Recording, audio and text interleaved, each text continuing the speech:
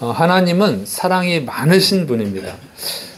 이 하나님의 사랑을 알 수 있는 것은 이 자연을 보면요. 하나님이 사랑이 정말 많은 분이다 하는 것을 알 수가 있습니다. 얼마 전에 이제 꽃을 받아서 꽃을 봤더니 꽃이 정말 아름다운 거예요. 이 꽃이라고 하는 것은 백합처럼 큰 꽃도 있지만 아주 안개꽃처럼 작은 꽃도 있어요. 근데 작은 꽃인데 그 꽃 소들이 이렇게 있어요. 그 조그마한 게 어떻게 그렇게 아주 뭐 이 정도 0.5cm 정도 되는 그 꽃에 이 꽃이 모양 형태를 아주 복잡하게 하고 있는 거예요. 그래서 야 어떻게 이렇게 만들 수 있지? 참 신기하다 이런 생각을 했어요. 응? 그게 그 꽃에서 또 이게 자꾸 번식하잖아요. 참 아름답다 이런 생각을 했고 또 며칠 전에 우리 집에 초파리가 들어왔어요. 이제 초파리와 전쟁을 해야 됩니다. 근데 이 초파리가 들깨 알갱이보다 작거든요. 그 성체가 그렇고 이제 조그만 새끼는 더 조그매요. 근데 그 조그만 게 멀리서도 음식이 있는 데를 알아서 찾아오고 또 음식을 먹다가 이 사람이 죽이려고 그러면 그걸 알고 또 도망가요. 참 이게 기능을 다 하는 거예요. 살아가는데 필요한 기능을 다 할 수 있다는 거예요. 그리고 또 번식하고 그러잖아요. 그러니까 우리도 살아가면서 인간이 이렇게 큰 인간이 먹고 마시고 생육하고 번성하고 이걸 하는데 그 초파리 그 조그만 것이 다 한다는 거죠. 그 정말 그렇게 하나님이 작은 미생물한테도 작은 생물한테도 그런 능력을 주신 거예요. 살아갈 수 있는 힘을 주신 거예요. 참 하나님 사랑이 많죠. 그것도 꽃 아름답고 그래서 이 자연 만물을 보면 정말 하나님이 사랑이 많다 하는 것을 알 수 있습니다. 그런데 이 자연 만물 중에서 하나님이 가장 사랑한 존재가 사람이죠. 사람은 특별하게 창조하셨어요. 창세기 1장 27절 28절 하나님이 자기 형상 곧 하나님의 형상대로 사람을 창조하시되 남자와 여자를 창조하시고 하나님이 그들에게 복을 주시며 하나님이 그들에게 이르시되 생육하고 번성하여 땅에 충만하라 땅을 정복하라 바다의 물고기와 하늘의 새와 땅에 움직이는 모든 생물을 다스리라 하시니라. 그래서 하나님이 창조하신 모든 피조물 중에 유일하게 하나님의 형상을 닮은 존재로 만든 게 사람이고 또 그냥 생육하고 번성하라고만 한 것이 아니라 정복하고 다스리라. 모든 피조물을 다스리라. 이렇게 만들어 주신 거예요. 그러니까 가장 최고층의 피조물로 만드신 거죠. 얼마나 감사한 이런 거 보면 참 하나님의 사랑이 많으시다. 인간에 대한 사랑이 크다는 거죠. 여러분이 집에 있는 강아지들 여러분이 이뻐해 주니까 좋아하죠. 근데 여러분 입장을 바꿔놔서 여러분이 강아지가 되고 그 강아지가 여러분을 이뻐해 주면 좋겠습니까? 안 좋지. 그러니까 이게 가장 뛰어난 존재로 가장 상류층의 존재로 인간을 만들었다는 거. 이거 정말 하나님이 인간을 사랑한다는 것을 알 수 있습니다. 그리고 하나님이 인간을 사랑한다는 것은 바로 인간이 그런 사랑을 받고도 배은망덕하게 하나님께 죄를 범했거든요. 죄를 범했는데도 하나님이 인간을 사랑하신다고 하는 거예요. 하나님은 공의 하나님이시기 때문에 죄를 지면 반드시 심판합니다. 그런데 인간은 죄를 지었는데 회개할 기회를 주신 거예요. 누굴 통해서? 예수님을 통해서. 예수님이 하나님의 독생자잖아요. 하나님의 독생자 예수님이 인간을 죄에서 구원하기 위해서 구원하지 않으면 인간은 영원히 지옥에 떨어져서 영원히 고통당해야 되거든요. 그래서 그걸 불쌍하게 여겨서 인간을 구원하기 위해서 예수님이 하나님이신 예수님이 십자가를 지고 죽으신 거예요. 인간을 대신해서. 정말 놀라운 사랑을 베푼 거죠. 그래서 그걸 믿고 죄를 회개하고 예수님을 믿으면 구원해 주시지 않습니까? 지옥 형벌 받지 않고 천국에서 영원히 행복하게 살 수 있는 복을 주시는 거예요. 근데 이 인간이 뭡니까? 뭐라고 인간이 뭐 대단하다고 그렇게 사랑하시냐고 얘기해요. 인간이 뭘로 만들었죠? 뭐 금으로 만들었습니까? 다이아몬드로 만들었습니까? 그게 아니고 진흙, 정확히는 흙먼지, 후 하면 날아가는 흙먼지 그걸로 만든 거예요. 하나님은 전능하셔서. 그런데 인간에게 그런 능력이 있으면 어떻게 하겠어요?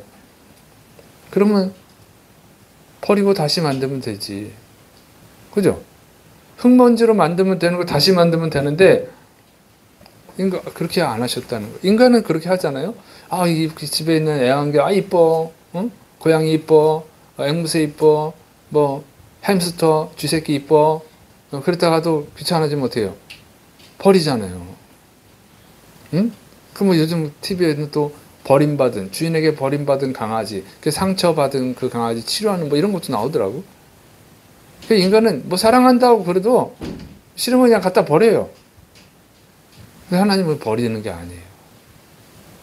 예수님을 통해서 다시 구원해 주신다는 거죠. 정말 하나님이 사랑이 크시다. 그래서 우리가 하나님께 감사하고 하나님께 영광 돌려야 될 줄을 믿으시를 축원합니다. 그런데 명심해야 되는 것은 그렇지만 하나님은 공의의 하나님이시기 때문에 죄를 미워하시고 죄는 반드시 심판한다는 거예요. 그 선을 넘어가면 죄를 뭐 작은 죄 갖고 심판하는 건 아니에요. 하나님이 정하신 선이 있어. 그 선을 넘어가는 죄를 범하면 하나님은 반드시 심판합니다. 무서운 심판하시는 거예요. 노아 시대 때 홍수로 심판했어요. 전 세계를 다 심판했습니다. 그다음에 이제 소돔과 고모라 오늘 본문에 나오는 소돔성 또 하나님이 불로 심판했습니다. 하나님이 사랑하시지만 그렇지만 인간을 사랑하지만 죄를 용납하는 것은 아니라고 하는 거예요. 예수님을 통해서 죄에서 돌이키고 구원받기를 원하시는 거예요. 그리고 오랫동안 인내하십니다. 그런데 그 선을 넘어가면 반드시 심판해요. 근데 하나님이 심판하는 것은 인간이 미워서가 아닙니다. 하나님의 거룩함을 따라서 살기를 원하는 그런 의인들, 죄악으로 고통당하는 사람들을 보호하기 위한 사랑이라는 거예요. 그러니까 이건 어쩔 수 없는 면이 있어요. 그게 하나님의 사랑이라는 거죠. 이건 정말 죄인을 심판하는 것조차도 하나님의 사랑인 줄을 믿으시를 축원합니다. 더 이상 희망이 없으면, 더 이상 가능성이 없으면 그거는 제거하는 거예요. 그래야 다른 사람을 살릴 수가 있거든요. 그러니까 우리 인간이 육체에 병이 들었는데 암덩어리가 생기면 암덩어리를 사랑해가지고 내 육체에 암덩어리니까 내주는 게 아니라 암을 제거하죠. 그래야 다른 부분을 살리니까 그렇게 하는 거예요. 그래서 이 선을 넘어가는 죄의 암덩어리가 되면 그때는 하나님이 심판을 하십니다. 자, 그래서 우리가 그런 선을 넘어가면 안 되고 우리가 이 하나님의 은혜로 죄를 회개하고 구원받아서 살아가야 될 줄을 믿으시 바랍니다. 그래서 이 세상의 인간의 삶을 정의한다면 이렇게 볼 수 있어요. 하나님 앞에 인정받고 천국에서 영원히 하나님과 행복하게 살 수 있는 자격을 얻는 과정이다. 인생이란 건 그렇게 정의할 수 있는 거예요. 여기서 이 세상에서 하나님께 인정받는 자녀가 돼야 돼요. 천국에 들어갈 수 있는 자격을 얻는 거예요. 그 자격을 얻지 못하면 그러면 지옥 심판을 받는 거죠. 그래서 여러분 죄를 회개하고 예수님을 믿고 구원받으시를 축원합니다. 하나님의 자녀가 돼서 천국에서 영원히 하나님과 함께 행복을 누리시를 축원합니다. 그리고 이미 구원받은 성도들은 구원받지 못한 가족들이 있다면 전도하셔야 됩니다. 사랑하는 친구들이 있다면, 소중하게 여기는 직장 동료들이 있다면 그들을 전도해야 될 줄을 믿으시를 축원합니다. 그들에게 주시는 최고의 선물이에요. 최고의 축복이에요. 같이 천국에서 영원히 행복을 누리게 하는 그런 은혜를 여러분이 베풀어야 됩니다. 자, 그래서 우리가 열심히 전도해야 됩니다. 근데 우리가 알아야 되는 것은 그러면 하나님이 정하신 선을 넘어가면 안 되잖아요. 그 선을 넘어가면 안 되는 거예요. 자, 하나님이 미워하는 선, 그 뭐냐? 우리가 이제 성경을 통해서 알 수 있는 것은 예수님 말씀하셨죠. 인자가 올 때, 그때가 언제예요? 세상을 심판하실 때죠. 그때 자격을 얻은 자는 천국에 들어가는 것입니다. 자격을 얻지 못한 사람은 지옥에 떨어지는 거예요. 자격을 얻어야 되는데, 자, 하나님이 미워하는 것, 그럼 예수님 말씀하시는 것은 노아의 때와 같고 롯의 때와 같다 이렇게 말씀하셨어요. 그러면 노아의 때는 어떤 때냐? 창세기 6장 5절 6절 여호와님께서 사람의 죄악이 세상에 가득함과 그의 마음으로 생각하는 모든 계획이 항상 악할 뿐임을 보시고 땅 위에 사람 지으셨음을 한탄하사 마음에 근심하시고 이렇게 되어 있어요. 노아 시대 때 하나님이 홍수로 전 세상을 심판하셨잖아요. 그때 그 죄악이 세상에 가득했다. 그 죄악이 세상에 가득하면 심판한다는 거예요. 그럼 그 죄악이 뭔가? 죄악이 뭐냐 하는 거죠. 자, 창세기 6장 2절을 보면 하나님의 아들들이 사람의 딸들의 아름다움을 보고 자기들이 좋아하는 모든 여자를 아내로 삼는지라. 창세기 6장 4절 당시의 땅에는 네피림이 있었고 그 후에도 하나님의 아들들이 사람의 딸들에게로 들어와 자식을 낳았으니 그들은 용사라 고대의 명성이 있는 사람들이었더라 그랬어요. 그래서 하나님이 그 다음에 나오는 게 하나님이 사람 지으셨으면 한탄하고 마음에 근심하셨다. 그러니까 이렇게 하나님의 아들들이 사람의 딸들과 결혼하는 것이 그것이 하나님이 심판하는 한 근거가 됐다고 하는 것입니다. 그리고 이제 예수님 말씀하시 마태복음 24장 37절 39절 노아의 때와 같이 인자의 임함도 그러하리라. 홍수전에 노아가 방주에 들어가던 날까지 사람들이 먹고 마시고 장가들고 시집가고 있으면서 홍수가 나서 그들을 다 멸하기까지 깨닫지 못하였으니 인자의 임함도 이와 같으리라. 그래서 예수님께서도 보니까 장가들고 시집가는 거, 결혼에 문제가 있었다는 거예요.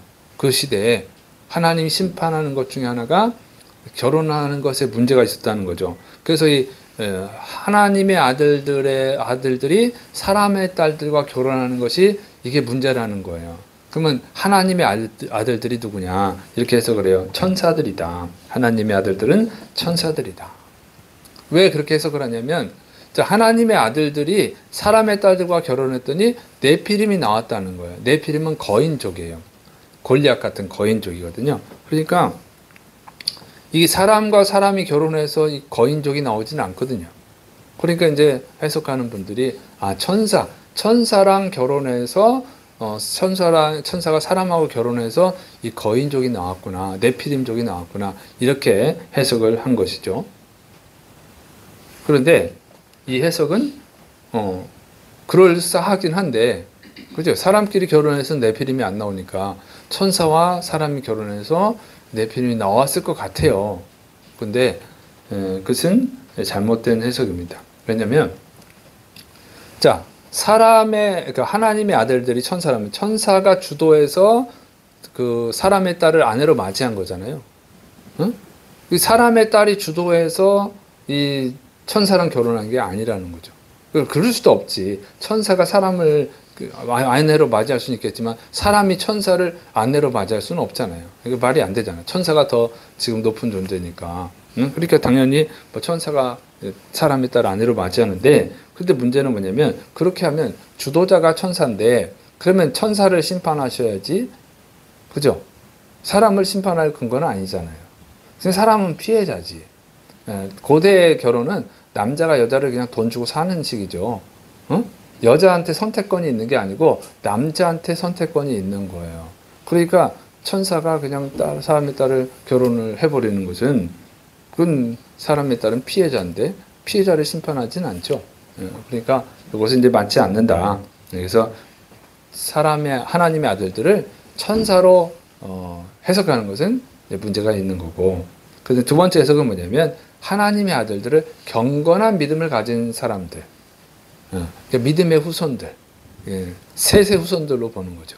사람의 딸들은 믿음이 없는 자들, 그러니까 가나안의 후손들로 보는 거예요. 자, 이것은 좀 맞은 것 같아요. 왜냐면 이 해석에 의하면 믿음을 가진 사람들이 믿음이 없는 사람과 결혼한 거잖아요. 그러면 어떻게 됩니까? 하나님의 아들들, 경건한 믿음을 가진 사람들이 믿음이 없는 사람들과 결혼해버리면 그 자체가 하나님의 뜻에 맞지 않죠. 하나님은 불신자와 결혼하지 말라고 그랬잖아요. 그러니까 믿음을 버린 거예요. 믿음을 버렸으니까 어떻게 해요? 같이 악해진 거죠. 같이 악해진 거예요. 이제 하나님의 아들들이 이제 사람의 아들들이 되는 거죠. 그 하나님의 아들들을 믿음을 가진 자로 보면 사람의 딸들은 믿음이 없는 자니까. 그러니까 믿음 있는 사람들이 믿음을 버리고 하나님의 명령을 버리고 불신자, 믿음 없는 사람과 결혼하면 그 자체로 하나님의 명령에 불순종한 거니까 심판의 근거가 되는 것입니다. 그래서 이렇게 보면 이 믿음을 가진 사람들이 믿음 없는 사람과 결혼했다 이렇게 하는 것이 보고, 그것이 더 근거가 맞습니다. 그다음에 두 번째 포악이에요. 포악. 창세기 6장 13절 하나님이 노아에게 이르시되 모든 혈육 있는 자의 포악함이 땅에 가득함으로 그 끝날이 내 앞에 이르렀으니 내가 그들을 땅과 함께 멸하리라. 이 포악함 때문에 하나님이 심판한다고 하는 것이죠. 그럼 그 포악함이 뭐냐? 이 폭력, 물리적인 폭력, 막 사람을 때리는 거, 뭐 살해하는 거, 뭐 이런 것이죠. 잔인하게 괴롭히는 거. 그다음에 뭐 부정의, 그 정당하지 않은 방법으로 타인을 괴롭혀서 착취하는 것, 권력을 남용해서 자기 이득을 취하는 것, 이런 것으로 해석할 수 있어요. 그런데 이거는 그 사람들마다 느끼는 강도가 다르기 때문에 이거는 정확하게 알 수가 없어요. 너무 좀 모호하잖아요. 추상적인 거지. 포악하다, 느끼는 게 달라요. 응? 포악하면 막 쌍욕을 하고 막 때리면 어우 포악해, 이렇게 하는 게 정상인데 그렇지 않고 예를 들어서 너 이렇게 살이 쪘냐? 그러면 나한테 이렇게 살이 쪘다고 그러냐고, 너무 포악하다고 이렇게 느낄 사람도 있거든요. 그건 개인 감정이잖아. 그래서 그걸 좀 조금만 뭐 욕을 안 해도 조금 서로 서운하게 말하면 너무 좀 사람을 괴롭힌다, 이렇게. 그건 개인 강도가 차이가 다 다르기 때문에 이거 갖고는 정확히 알 수 없다. 이 포악하다고 하는 의미를 정확히 알 수가 없는 거예요. 그 다음에 이제 포악을 불순종으로 볼 수 있어요. 노아 시대 때, 그 노아 시대 죄를, 하나님이 심판하시는 죄를 불순종으로 볼 수 있습니다. 자, 노아 시대 때를 정확히 알 수는 없지만 정확히 알 수 있는 게 있어요. 히브리서 11장 7절, 믿음으로 노아는 아직 보이지 않는 일에 경고하심을 받아 경외함으로 방주를 준비하여 그 집을 구원하였으니 이로 말미암아 세상을 정죄하고 믿음을 따르는 의의 상속자가 되었느니라. 베드로전서 3장 20절, 그들은 전에 노아의 날 방주를 준비할 동안 하나님이 오래 참고 기다리실 때에 복종하지 아니하던 자들이라. 방주에서 물로 말미암아 구원을 얻은 자가 몇 명뿐이니 겨우 8명이라. 이렇게 되어 있습니다. 그래서 이제 포악은 잘 모르겠고 정확한 의미로 모르겠고, 정확한 건 이제 하나님께 불순종한 거 정확하죠. 하나님께서 이제 홍수로 심판을 하겠다, 그러니까 방주를 지어라 그랬단 말이에요. 방주를 지어야만 구원받는 거죠. 근데 그 방주를 지으라고 하는 하나님의 명령에 순종한 사람이 노아와 그 가족들 8명밖에 없었다는 거예요. 그러니까 그 시대에 하나님께 순종하는 사람이, 하나님의 말씀에 순종하는 사람이 단 8명밖에 없었다는 거예요. 그러면 자, 노아가 방주를 짓는데 노아의 친척도 있잖아요. 노아의 형제들도 있잖아요. 노아의 부인의 부모들도 있잖아요. 방주를 왜 짓냐? 하나님이 심판하신답니다. 방주를 같이 짓죠. 안 지은 거예요. 노아의 며느리들의 부모님도 있고 형제 자매도 있을 거 아니에요. 방주를 지어야 돼요. 하나님이 심판하신대요. 웃기고 있네. 안 지은 거예요. 그러니까 그 당시에 노아 시대에 하나님의 말씀에 순종하는 사람이 딱 8명밖에 없었다는 거죠. 나머지는 순종을 안 하는 거예요. 다른 사람들은 다 순종을 안 해요. 그러니까 노아 시대 때 얼마나 많은 인구가 살았는지 알 수 없지만 하나님의 명령에 순종하는 사람이 8명밖에 없었다. 그러면 당연히 심판의 근거가 되죠. 그렇게 하나님을 안 믿는 거예요. 믿는 사람이, 순종하는 사람이 8명밖에 없으면 문제가 되지 않겠습니까? 지금 우리나라에 기독교인이 정확히는 모르겠고 한 600만 명, 700만 명 될 것 같은데 그 중에 순종하는 사람이 10명 있으면 하나님이 나라를 살려줄까요? 소돔과 고모라의 의인 10명이 없어 죽였는데, 심판하셨는데 10명 있으면 살려주겠냐? 그건 좀 말이 안 되죠. 인구가 차이가 있잖아요. 인구 차이가. 소돔은 이스라엘 땅의 한 지역인데 이스라엘 땅보다 더 작은데 거기에 무슨 몇 명이나 살았겠어요?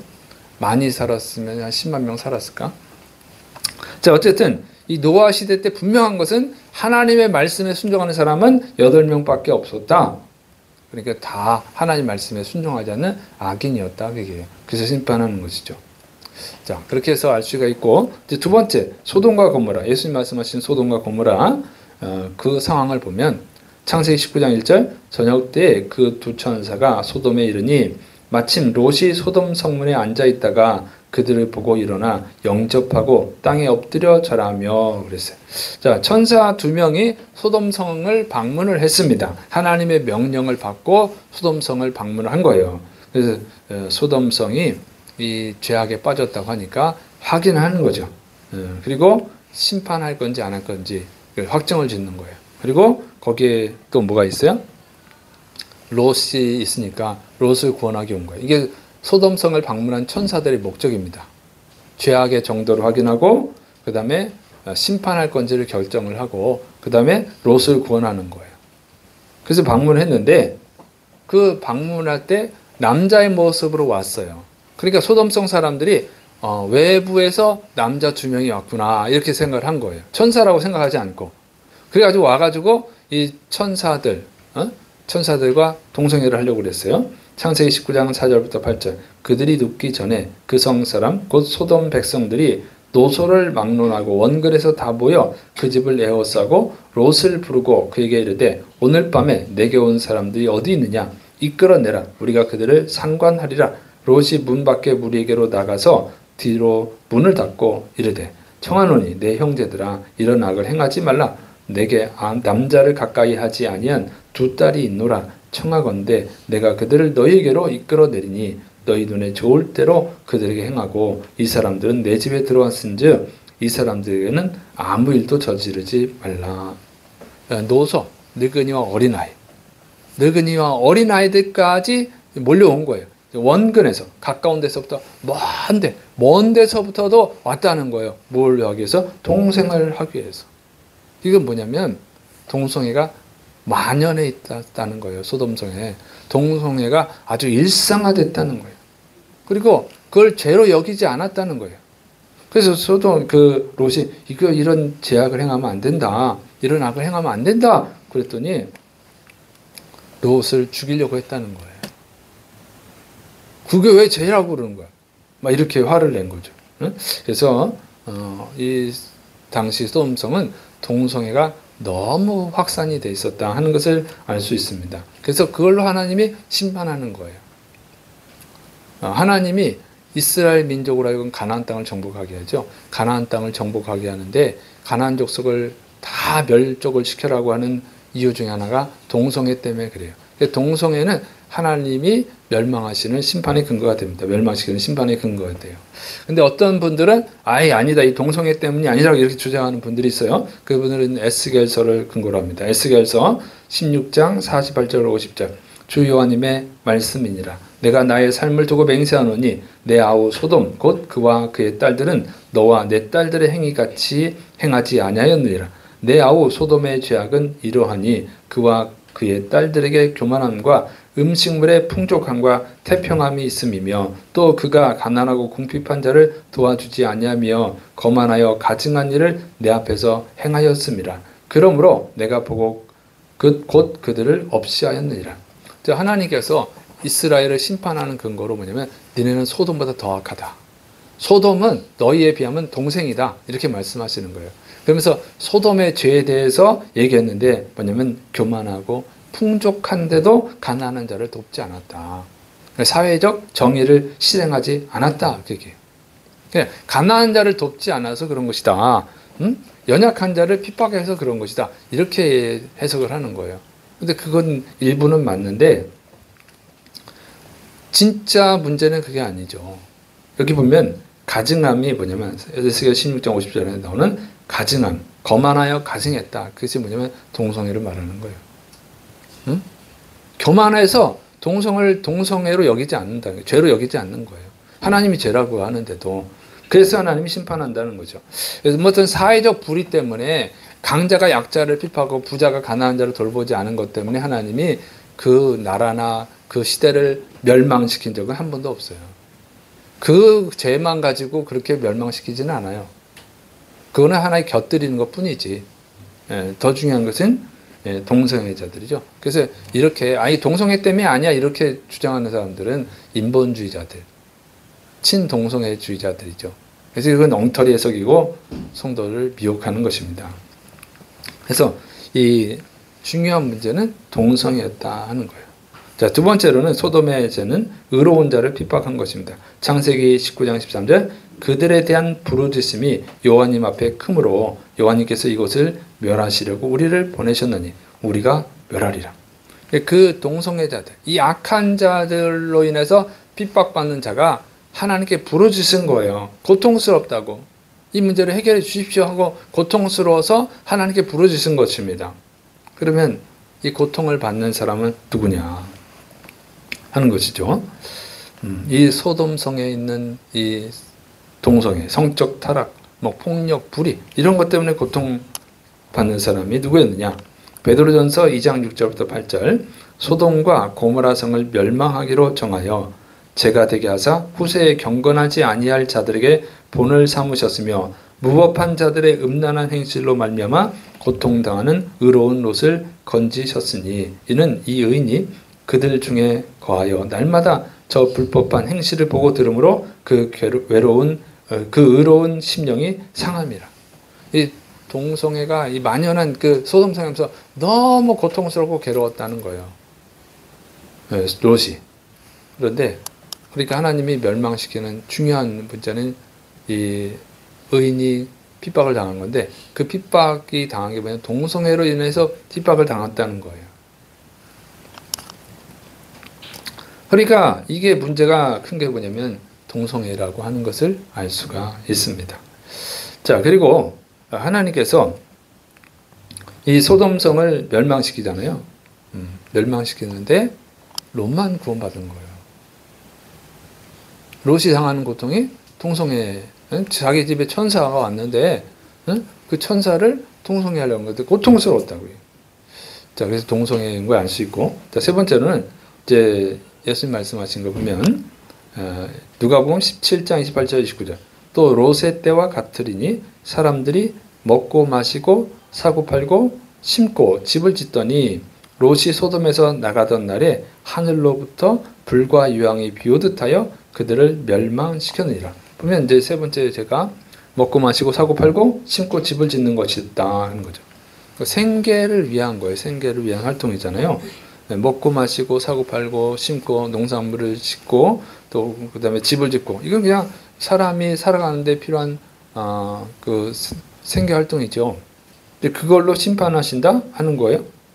그런데 그것만 가지고 심판하는 것은 말이 안 되잖아요. 이것은 무슨 얘기를 하는 거냐면 그것만 심판하는 게 아니라 이 소돔성 사람들이 의인이 고통당하는 것에 관심을 갖지 않고 자기들 먹고 마시는 것만 신경을 썼다는 얘기입니다. 그 죄를 죄로 여기지 않기 때문에 그거 신경 쓰지 않는 거예요. 그 롯이 그것은 죄라고 그러니까 그러면 회개를 해야 되는데 회개하지 않는다는 거죠. 자, 창세기 19장 8절 9절 내게 남자를 가까이 하지 아니한 두 딸이 있노라. 청하건대 내가 그들을 너희에게로 이끌어내리니 너희 눈에 좋을 대로 그들에게 행하고 이 사람들은 내 집에 들어왔은즉 이 사람들에게는 아무 일도 저지르지 말라. 그들이 이르되 너는 물러나라. 또 이르되 이자가 들어와서 거류하면서 우리의 법관이 되려 하는도다. 이제 우리가 그들보다 너를 더 해하리라 하고 롯을 밀치고 가까이 가서 그 문을 부수려 하는지라. 그러니까 이 사람들을 보면 자, 그 롯의 집에 들어온 두 천사를 동성애, 강간하려고 그런 거예요. 그런데 이게 롯이 말리는 거예요. 그러면 그 주변의 사람들이 어떻게 됩니까? 아이, 그건 나쁜 일이잖아. 하지 마. 이렇게 말려야 되는데 그 사람들이 신경을 안 쓰는 거예요. 그냥 자기들 먹고 마시고 일고 자기 생활하는 것에만 신경 쓰지 나랑 상관없어. 피해는 뭐 그 두 사람이 당하는 거지. 피해는 뭐 롯이 당하는 거지 내가 당하는 건 아니니까. 자기들이 안전하니까 괜찮은 거예요. 자기들만 즐거우면 되는 거야. 자기들만 잘 먹고 잘 살면 되는 거지. 뭐 롯이나 그 집에 들어온 사람이 고통을 당하는 거, 피해를 당하는 거 그런 거 신경 안 쓰는 거예요. 이게 소돔성의 죄라고 하는 거예요. 이런 불의한 일이 벌어지면 그걸 막아야 되는데 막지를 않는다는 거예요. 그냥 먹고 마시는 것만 쓰는 거예요. 자기들만 살고 잘 살면 된다 이렇게 생각하는 것이죠. 그리고 롯이 그것을 죄라고 하는 것에 대해서 회개하는 것이 아니라 누가 우리가 언제 너를 법관으로 세웠어? 이방인 주제 여기 와서 살면서 법관 노릇하네 하고 막 롯을 죽이려고 했다는 거예요. 회개를 거부하는 거예요. 이게 롯의 시대 사람들의 죄입니다. 하나님 미워하는 동성애를 하고 그런 동성애로 피해받는 사람들을 신경 쓰지 않고 그 동성애가 죄라고 가르쳐준 사람을 오히려 죽이려고 했다는 거예요. 동성애가 왜 죄야? 이렇게 했다는 거죠. 그래서 이런 것이 보면 하나님이 심판하시는 근거가 됐다고 하는 거예요. 자, 그런데 그러면 소돔성은 왜 이런 죄악에 빠졌을까 하는 거예요. 왜 이런 죄악에 빠졌습니까? 자, 보면 롯에게 문제가 있어요. 자, 이제 하나님이 소돔성을 심판하신다고 하죠. 그런데 롯은 죄인이 아니니까 구원해 주셔야 하잖아요. 그래서 롯을 구원하는데 천사들이 롯에게 다른 구원할 사람이 있는지 물어보죠. 창세기 19장 12절부터 14절. 그 사람들이 롯에게 이르되 이 외에 내게 속한 자가 또 있느냐? 내 사위나 자녀나 성 중에 내게 속한 자들을 다 성 밖으로 이끌어내라. 그들에 대한 부르짖음이 여호와 앞에 크므로 여호와께서 이곳을 멸하시려고 우리를 보내셨느니 우리가 멸하리라. 롯이 나가서 그 딸들과 결혼할 사위들에게 말하여 이르기를 여호와께서 이 성을 멸하실 터이니 너희는 일어나 이곳에서 떠나라 하되 그의 사위들은 농담으로 여겼더라. 자, 천사가 이제 이 멸망을 시킬 거다 작정을 했으니까 내게 속한 사람, 뭐 자식이 있거나 사위가 있거나 있으면 빨리 이 성 중에서 나가게 해야 된다. 그렇게 가서 얘기하라고 그러는 거예요. 그래서 이제 롯이 자기 딸하고 결혼할 사위들을 찾아가서 얘기를 하는 거예요. 하나님께서 이 성을 멸망시킬 것이다. 우리가 이 성에서 빨리 나가야 된다. 그랬더니 두 사위들 두 사람이 뭐라고 그러냐면 농담하시네. 이렇게 여겼다는 거예요. 농담으로 여겼다는 거예요. 이제 장인이 될 사람이 얘기를 하고 있는데 그걸 농담으로 여긴 거예요. 왜 그랬을까요?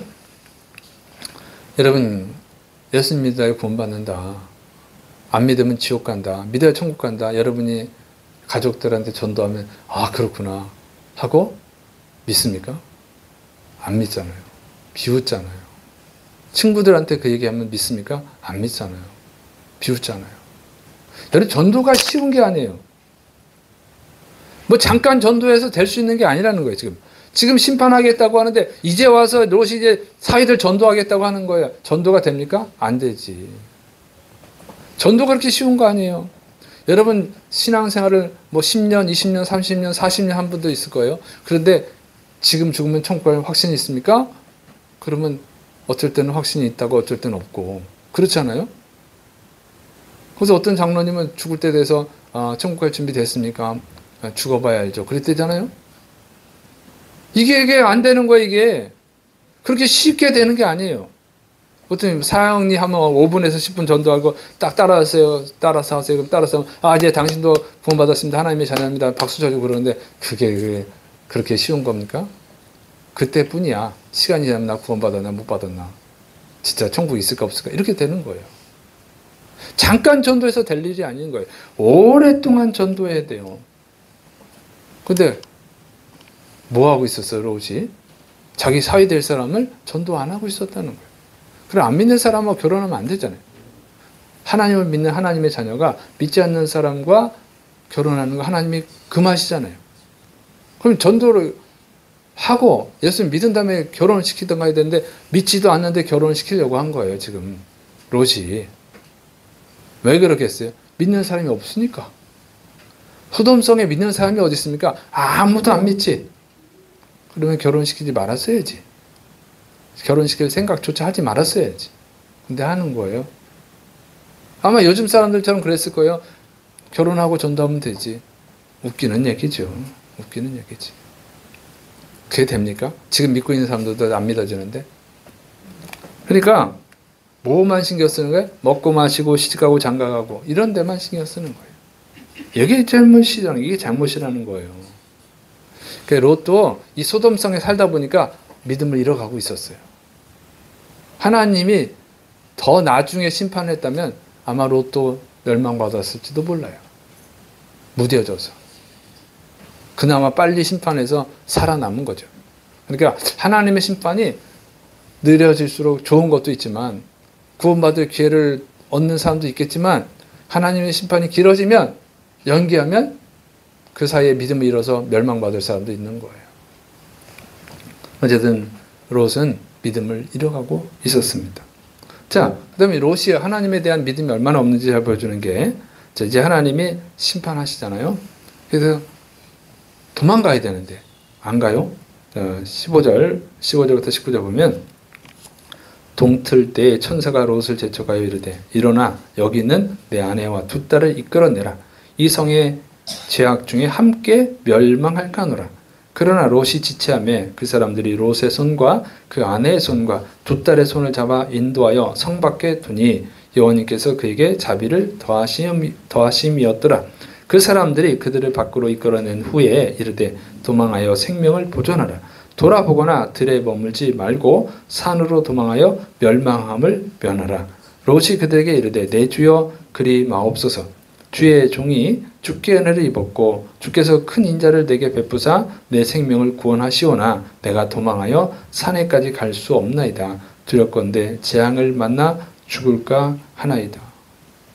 하나님이 지금 심판하신다는 거예요. 근데 사이를 전도하려니까, 사이를 전도했더니 사이들이 농담으로 여기니까 그냥 그만뒀어. 그럼 빨리 나가야 되잖아요. 안 나가고 있어요. 안 나가고. 그러니까 천사들이 답답해가지고 손을 잡아 끄집어냅니다. 소돔성 바깥으로 끄집어내요. 그리고 들에 있어도 죽었으니까 산으로 도망가라고. 그러니까 내가 산으로 도망갈 수가 없습니다. 내가 늙었고 뭐 여러 가지 이유를 대는 거죠. 언제 산으로 도망갑니까? 그래서 합의 본 게 소알이에요. 소알성에 들어가면 살려주겠다고 하는 합의를 봐요. 흥정을 하고 있는 거예요. 지금 하나님 심판하는데 하나님하고 흥정을 하고 있는 거예요. 그런데 심판이 임했어요. 그래서 그 롯의 아내는 어떻게 돼요? 들에서 딱 뒤돌아봤다 소금 기둥이 되어 죽어버렸잖아요. 그래서 롯하고 두 딸만 살아남았어. 근데 그 다음에 어떤 일이 일어나냐면 창세기 19장 30절, 롯이 소알에 거주하기를 두려워하여 두 딸과 함께 소알에서 나와 산에 올라가 거주하되 그 두 딸과 함께 굴에 거주하였더니. 심판을 보고 나서는 너무 무서워가지고 소알성에 있으면 살려주세요 하고 합의를 봐서 소알성에 갔는데 이제 심판이 끝났잖아요. 그러면 그냥 있어도 되는데 소알에서 나와서 산으로 도망가는 거예요. 원래 산으로 도망가라고 그랬잖아. 근데 힘들다고 안 간다고 그랬잖아. 산으로 도망간 거예요. 산에서 또 굴 속으로 들어가는 거예요. 너무너무 무서워서. 그러니까 이 롯이 하나님의 심판의 무서움을 몰랐다는 거예요. 하나님을 믿는 의로운 사람이라고, 그나마 의로워서 하나님이 구원해 주긴 했는데 의로워 보아야 별거 없어요. 이렇게 하나님의 심판을 모르는 거예요. 그래서 소돔이 망하는 겁니다. 자, 이제 마지막 심판 때에는 예수님 말씀하셨어요. 노아의 때와 같고 소돔과 고모라 때와 같다 그랬어요. 자, 그래서 알 수 있는 것은, 분명한 죄는 뭐냐? 하나님의 말씀에 순종하지 않는다. 사람들이 믿는다고 해도 하나님의 말씀에 순종하는 사람이 거의 없다. 소수일 때 심판하는 거예요. 그러니까 그 소수는 우리가 알 수가 없으니까, 너무 막연하니까 정확히 알 수가 없고 추상적이니까. 정확한 거는 동성애가 만연하면 이제 하나님이 심판한다. 동성애가 합법화되면, 이제 동성애가 합법화되면 심판이 가까운 거예요. 그래서 유럽을 보니까 유럽 기독교가 2000년 동안 하나님을 믿어왔잖아요.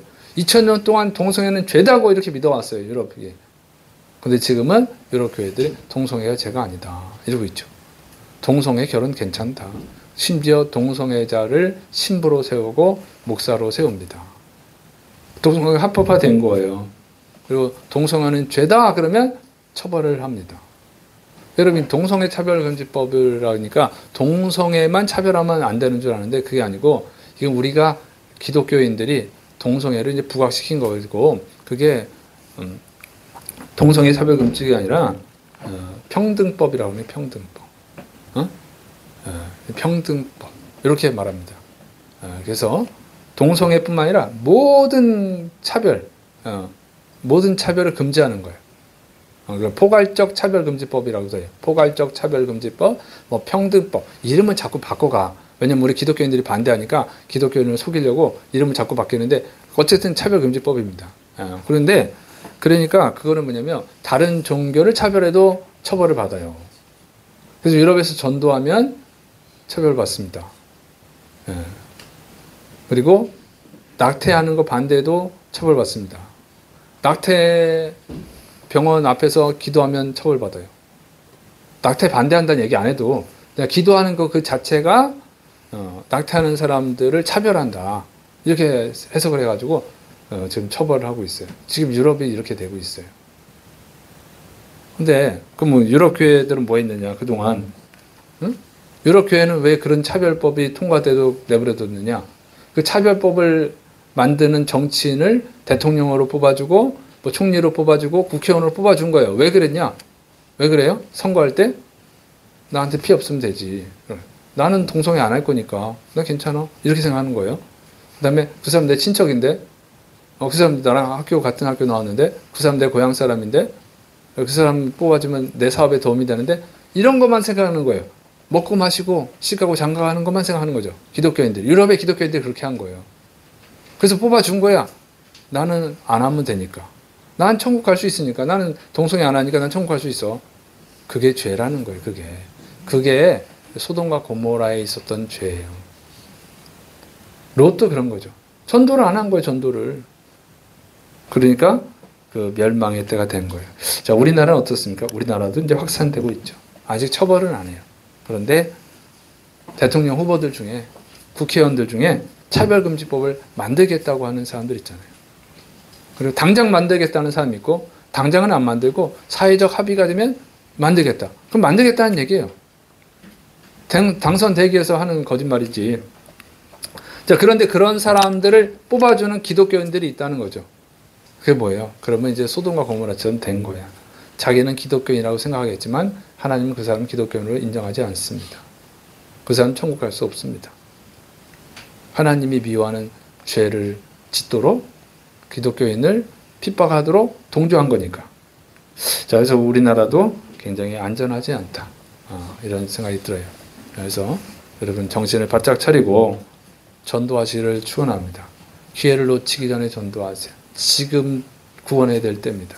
여러분의 가족들 중에, 여러분의 친구들 중에, 여러분 직장 동료들 중에 믿지 않는 사람이 있다면 지금 전도하셔야 돼요. 노처럼 이제 심판할 거야. 그때 가서 전도하는 건 할 수가 없는 거예요. 5분 만에 전도가 되면 우리나라 사람 다 기독교인이 됐지. 그게 안 되는 거예요. 20년, 30년 믿다가 이단에 빠지는 사람도 있고 20년, 30년, 40년 믿다가 교회 안 다니는 사람도 있어요. 믿음이라는 것은 그렇게 쉽게 가질 수 있는 게 아니에요. 믿음은 하나님의 선물이에요. 그래서 하나님을 경외하고 하나님의 뜻에 순종하려고 하고 기도하는 사람들에게 주시는 은혜입니다. 그래서 어쨌든 지금은 하나님이 심판하실 때가 가까웠다. 굉장히 가까웠다. 동성애 차별금지법을 만드는 대통령이 나오면 더 빨라지는 거고 안 나오면 좀 덜 늦게 좀 나오는 거고 이런 차이가 있을 뿐이지 어쨌든 전 세계적으로 지금 현상은 소돔과 고모라처럼 돼가고 있다고 하는 것을 알 수가 있습니다. 그리고 노아의 때와 같다. 하나님 믿는다고 하지만 하나님 말씀 순종하지 않잖아요. 동성애가 하나님의 죄다. 동성애 차별금지법을 만들면 안 된다. 그런데 그런 만들겠다고 하는 대통령을 국회의원 후보를 뽑아준다. 그러면 하나님 말씀 순종 안 하는 거잖아요, 이게. 그래서 지금은 노아의 때와도 같고 소돔과 고모라의 때와도 같다. 거의 비슷하다. 지금 시대가 그렇습니다. 그래서 우리가 여러분이 정신을 바짝 차리고 여러분 믿고 싶은 대로 믿지 말고 하나님 말씀에 순종해서 믿으시기를 축원합니다. 그리고 빨리 가족들, 친구들 전도하시기를 축원합니다. 기도하겠습니다. 사랑이 많으신 하나님 아버지, 우리의 연약함을 용서하여 주시옵소서. 우리의 용기 없음을 용서하여 주옵소서. 이 세상의 죄악에 대해 침묵하는 죄를 용서하여 주시옵소서. 주의 말씀을 따라서 세상을 책망하고 소금과 빛의 역할을 감당하게 하여 주옵소서. 특별히 하나님 미워하시는 동성애가 확산되지 않도록 우리가 할 수 있는 일들을 하게 하여 주옵시고 무엇보다도 가족들, 친구들, 직장 동료들, 이웃들 속히 전도하시도록 은혜를 더하여 주옵소서. 주께서 역사하심을 믿습니다. 예수님의 이름으로 기도드립니다. 아멘. 우리 합심해서 기도